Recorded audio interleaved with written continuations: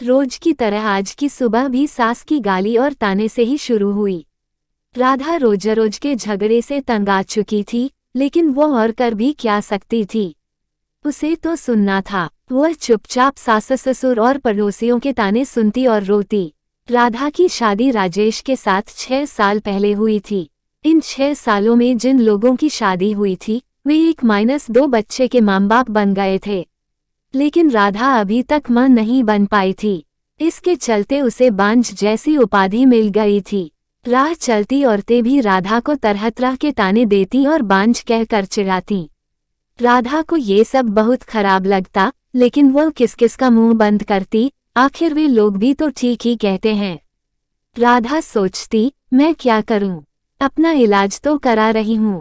Doctor ने लगातार इलाज कराने को कहा है, जो मैं कर रही हूं, लेकिन जो मेरे वश में नहीं है उसे मैं कैसे कर सकती हूँ।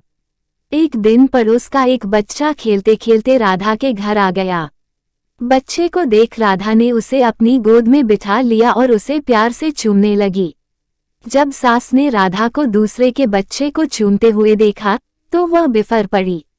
वो उसकी गोद से बच्चे को छीनते हुए बोली, कलमुन्ही, बच्चा पैदा करने की तो ताकत है नहीं, दूसरों के बच्चों से अपना मन बहलाती है। अरे तू क्यों डालती है अपना मनहूस साया दूसरों के बच्चे पर? तू तो उस बंजर जमीन की तरह है जहां फसल तो दूर घास भी उगना पसंद नहीं करती। जब राधा से सास की बातें नहीं सुनी गईं, तो वह अपने कमरे में जाकर अंदर से दरवाजा बंद कर रोने लगी। रात को राजेश के आने पर राधा ने रोते हुए सारी बात उसे बता दी और बोली, मैं बड़ी अभागिन हूँ। मैं किसी की इच्छा पूरी नहीं कर सकती, ऊपर से मुझ पर बांझ होने का धब्बा भी लग चुका है। राधा की बातें सुनकर राजेश ने कहा, तुम माँ की बातों का बुरा मत मानो। उन्हें ऐसा नहीं कहना चाहिए। हर माँ बाप की इच्छा होती है कि उनके परिवार को आगे बढ़ाने वाला उनके रहते हुए ही आ जाए। तुमसे यह इच्छा पूरी नहीं होते देखकर माँ तुमसे उल्टी सीधी बातें बोलती हैं। तुम चिंता मत करो, तुम्हारा इलाज चल रहा है, तुम जरूर माँ बनोगी। राधा बोली, मेरी एक सहेली थी, वो भी बहुत दिनों बाद माँ बनी थी। माँ बनने में देर होते देखकर जब उसने अपना इलाज कराया तो जांच में उसमें कोई कमी नहीं पाई गई। कमी उसके पति में थी। जब उसके पति ने इलाज कराया तभी वह माँ बन सकी। हो सकता है उसी की तरह आप में भी कोई कमी हो, इसलिए मैं चाहती हूँ कि आप भी एक बार अपना इलाज करा लेते। राधा की बात सुनकर राजेश भड़क उठा, मुझ में भला क्या कमी हो सकती है? मैं तो बिल्कुल ठीक हूँ, मुझ में कोई कमी नहीं है। मेरी चिंता छोड़ो, तुम अपना अच्छी तरह इलाज कराओ। मैं मानती हूँ कि आप में कोई कमी नहीं है, लेकिन तसल्ली की खातिर, राधा ने सलाह देने के ख्याल से ऐसा कहा, लेकिन राजेश ने उसकी बात को बीच में ही काट दिया। नहीं राधा, तसल्ली वगैरह कुछ नहीं। मैंने कहा ना कि मुझ में कोई कमी नहीं है, राजेश ने उसे डांट दिया। पति के भड़के मिजाज को देख राधा ने चुप रहना ही उचित समझा। शहर के बड़े से बड़े डॉक्टर से उसका इलाज हुआ, फिर भी उसकी कोख सूनी ही रही। डॉक्टर ने जांच के दौरान उसमें कोई कमी नहीं पाई। देखो राधा, रिपोर्ट देखने के बाद तुम में कोई कमी नजर नहीं आती। शायद तुम्हारे पति में कोई कमी होगी। तुम एक बार उसे भी इलाज कराने की सलाह दो, डॉक्टर ने उसे समझाया। अब राधा को पूरा भरोसा हो गया था कि उसमें कोई कमी नहीं है। मां बनने के लिए कमी उसके पति में ही है, लेकिन उसे कौन समझाए? उसे राजेश के गुस्से से भी डर लगता था। एक दिन किसी ने राधा की सास को बताया कि पास ही गांव के मंदिर में एक बाबा रहते हैं, जिसकी दुआ से हर किसी का दुख दूर हो जाता है। सास ने यह बात अपने बेटे राजेश को बता दी और राधा को बाबा के पास भेजने को कहा। रात को राजेश ने राधा से कहा, कल तुम मंदिर चली जाना। ठीक है, मैं चली जाऊंगी, लेकिन मैं डॉक्टर के पास गई थी। डॉक्टर ने मुझ में कोई कमी नहीं बताई, इसलिए मैं चाहती हूँ कि आप भी एक बार अपना। डरते डरते राधा कह रही थी, लेकिन राजेश ने उसकी बात को अनसुना कर दिया। राधा, मैं कहीं नहीं जाऊंगा, तुम कल मंदिर में बाबा के पास चली जाना। ऐसा कहकर राजेश सो गया।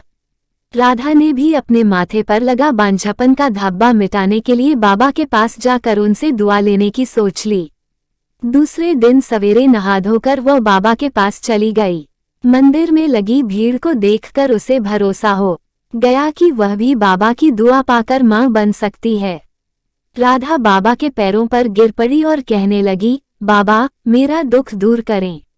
मैं 6 साल से बच्चे का मुंह देखने के लिए तड़प रही हूँ। उठो बेटी, निराश मत हो, तुम्हें औलाद का सुख जरूर मिलेगा, लेकिन इसके लिए तुम्हें माहवारी होने के बाद यहाँ 4 दिनों तक रहकर लगातार पूजा करनी होगी। ठीक है बाबा, मैं जरूर आऊंगी। राधा खुशी से घर गई। घर आकर उसने सारी बातें अपने पति को बताईं।